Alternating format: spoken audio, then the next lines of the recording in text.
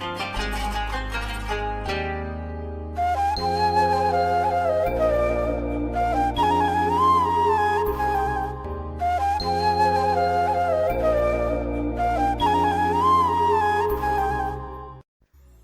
عليكم حبيباتي، ان شاء الله تكونوا كاع بخير ونهاركم مبروك يا رب العالمين. اليوم مع بعض غادي نديروا شاميه ولا قلب اللوز. اليوم انا درتها محشيه ومطليه بالشوكولا، واللي ما بغاتش يعني تستغني عن هالخطوه ما ديرش، ما تحشيهاش وما تطليهاش بالشوكولا، تكتفي برك بها يعني سامبل. كما تعرفوا راها بزاف الوصفات في اليوتيوب، يعني تدخلي اليوتيوب تلقي بزاف الوصفات، وكل واحد كما يقول كل طير ويلغى بالغار، كل واحد يقول لك هذه هي الاصليه، كل واحد يقول لك نعطيك السر، كل واحد. ولكن اليوم انا جبت لكم الوصفه اللي انا راني مجربتها ومعتمدتها يعني وناجحه معايا. راح نعطيها لكم بكل التفاصيل، تبعوا معايا الفيديو للنهايه ان شاء الله. شوفوا هنايا نستعملوا اول حاجه السميد التشيشه اللي هو الغليظ كاع، يجي خشين بزاف كما راكم تشوفوا هكا. هي لكل 3 عبار نتاع السميد يقابله 2 عبار من السكر. كيفاش تعرفوا البلا؟ كل وحده والبلا تاعها، كاين بلاها صغير بلاها كبير. كيفاش ديروا السميد تاعكم، حطوه في البلا بهذه الطريقه، فرشوه كاع مليح، فرشوه يعني ديروه بطريقه مستويه بهذه الطريقه. دوك نوريكم باش من هاك يعني البلا اللي عندك تعبري به ما يجيكش في اشكال. ودخلي صبعك دوك كي تنفرشوا هكا وعلى كاع البلا، شوفي دخل الصبع تاعكم كيما هاك، لازم الظفر تاعك يدرك. كي يدرك الظفر هذاك هو الحجم اللي نستحقوه. اذا كان بزياده اقلعي، كان ناقص زيدي، المهم لازم كي تفرشيه وتدخلي صبعك وظفرك يدرك، هذاك هو الحجم تاع السميد اللي نستحقوه. هذاك السميد عبري به 3 أعبار، 3 كيلات من السميد. نفس العبر نديرو 2 منه السكر كما راكم تشوفوا. اذا 3 عبار تاع السميد يقابله 2 عبار من السكر. ومن بعد انا هنا درت قرصه ملح ودرت شويه تاع الفاني، خلطوا مليح باليد، نخلطوا مليح حتى نحسوا يعني تخلط مليح هذاك السكر مع السميد.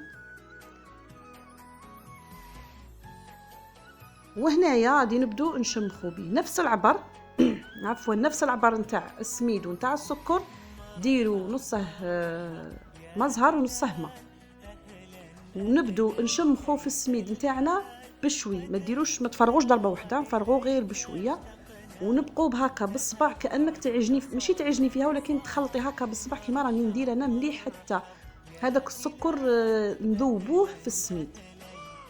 هذا هو السر باش تنجح معنا قلب اللوز، لازم السكر هذاك يذوب مليح في السميد. نبقوا نزيدوا في الماء، هذاك الماء والماء زهر بالتدريج، يبقى بهذه الطريقه كما راكم تشوفي بصباعي وراني نخلط مليح في السميد، ونزيد بالتدريج بالتدريج بالتدريج بهذه الطريقه حتى يذوب السكر مليح.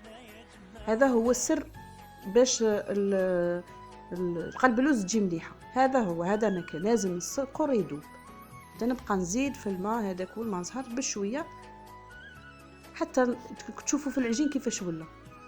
مانيش نعجن فيه ولكن بصباعي راني نخلط، راكم تشوفوا كيفاش السكر ذاب بهذه الطريقه. هنايا غادي نغطيها بالسيلوفان ولا بكيس بلاستيكي ونخليوها حتى الغدوه، خلوها بيتوها 24 ساعه، لازم حتى الغدوه نبدو نخدموا فيها. وغادي نوجدوا الشربات اللي غادي نسقوا بها قلب اللوز تاعنا. الشربات هي رطل نتاع السكر يقابله لتر من الماء، رطل سكر لتر من الماء. وغادي ندير هنا شريحه تاع الليم، نخلطوا هذاك السكر نذوبوه مليح في الماء ونخلوه يغلي. كي يبدا يطبخ معنا نحسبوا 10 دقائق، ونضيف له نطفوه ونضيف له نص كاس نتاع ماء زهر، هذا مكان، ونخلوها تبرد او خلوها بيتوها تاني ليله، يعني مع كي تخدموا القلب اللوز تخلوها تبات، ديروا تاني الشربه تاعكم خلوها تبات.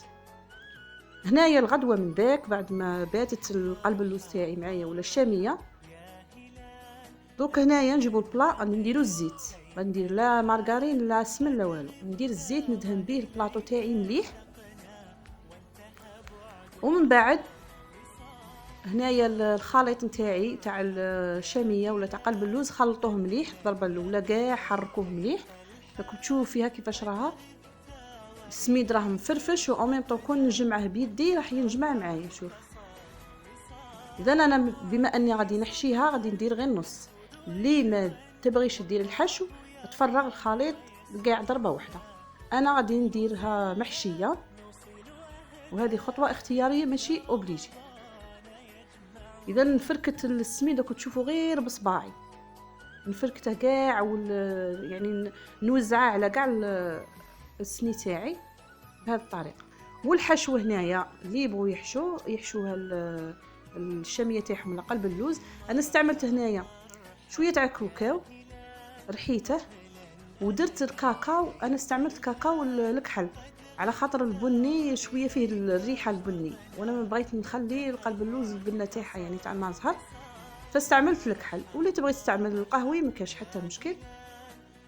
اذا خلطتهم مع بعض وغادي نحشي بيهم قلب اللوز تاعنا، نوزع كاع على التساوي، ومن بعد نضيف الجزء الثاني نتاع الشاميه. وهنا اصحاب المحلات واللي يبغوا يديروا هكا مشروع ما يديروش الكاكاو هذاك يقضبوه سني تاع قلب اللوز ولا تاع الشاميه يطيبوه بزاف يحرقوه شغل يحرقوه، ومن بعد يفتوه مليح يخلطوه مع الكاكاو ويلموه بشويه شربات، وهذاك هو يكون الحشو. هذه هي بالنسبه لاصحاب المشاريع. هنايا راكم تشوفوا هذيك شويه تاع الشربات راني دارتها في ديك الغرفيه، شويه تاع الشربات اللي غادي نسقوا بها قلحتها وليت نغمس يديا ونبقى نسرح في الشاميه تاعي بلا ما نضغط، ما تضغطوش برك سرحوا شغل هكا باش تعطينا سطح مستوي. هذا مكان. وبعد هنا نجيبوا كوبات، انا عندي كوبات واللي ما عندهاش تستعمل عادي مغرف عادي، ونبقوا نسرحوا فيها هاك بهذه الطريقه، ما تضغطوش غير سرحوا بهذه الطريقه في جميع الجوايه كاع. وهنا راني شاعله الفور تاعي يحمى. فوالا اذا كي نسرحها كاع انا ما غادي لا نقسمها لا والو، غادي نخليها كيما راها. هنا غادي ندهنها من فوق دهنه خفيفه بالزيت ندهنها كاع، والفور يكون شاعل اللي عندهم درجه الحراره 220 درجه حراره، ولا حموه مليح وصاي. هذا مكان ديروا السني تاعكم في الوسط يطيب، نشعلوا عليه من التحت نخلوه هنايا. شوفوا يعني عاود تفوت بالكوبات هكا مليح باش نمشي هذاك الزيت مليح. قلت لكم كي ندخلوها للفور نشعلوا عليها من التحت، خلوها تفوت عليها واحد نص ساعه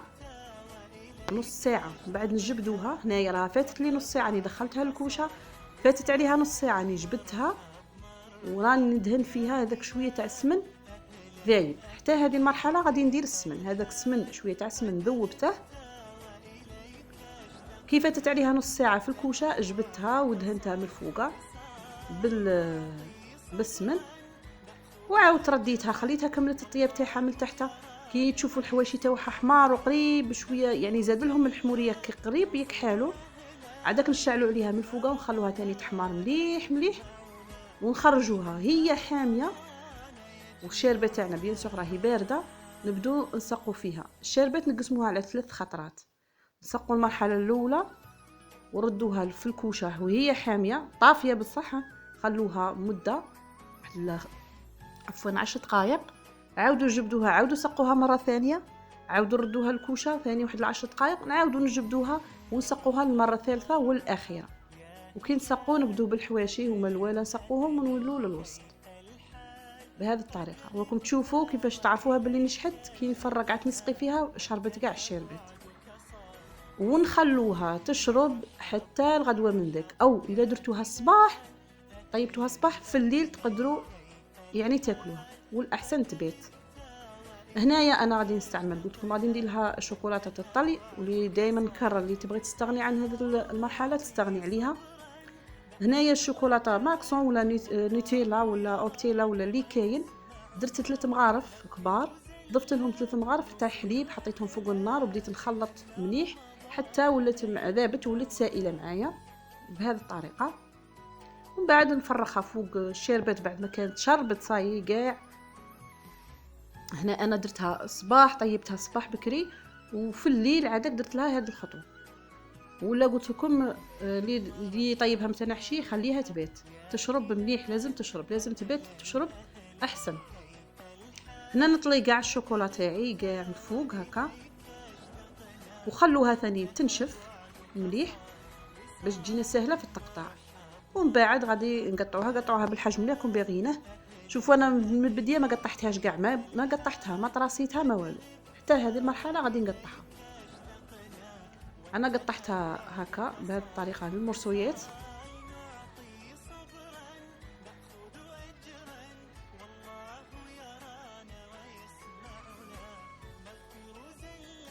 فوالا راني قطعت لكم مرسو، شوفوا كيفاش تفدت معايا يعني بسهوله ما تفتت،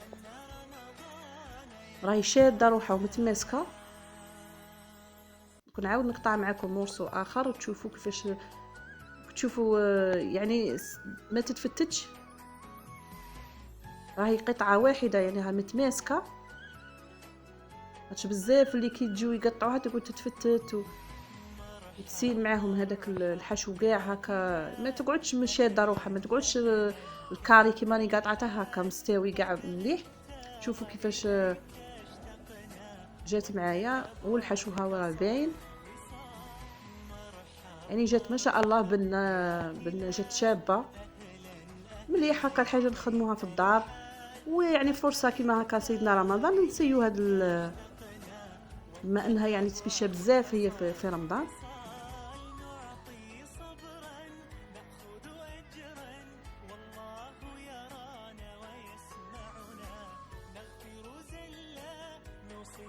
راني نعاود نقطع معكم هنا نوريكم فيها، شوفوا كيفاش جات. المهم انا هذه هي الوصفه اللي معتمدتها، وهذه هي الطريقه اللي نديرها ودائما تنجح معايا. بغيت نشاركها معكم باش هكا لي ماهيش موالفه تنجح لها قلب اللوز. هذه هي يعني ناجحه وما فيها الداخل لا سمن لا زيت لا حتى حاجه.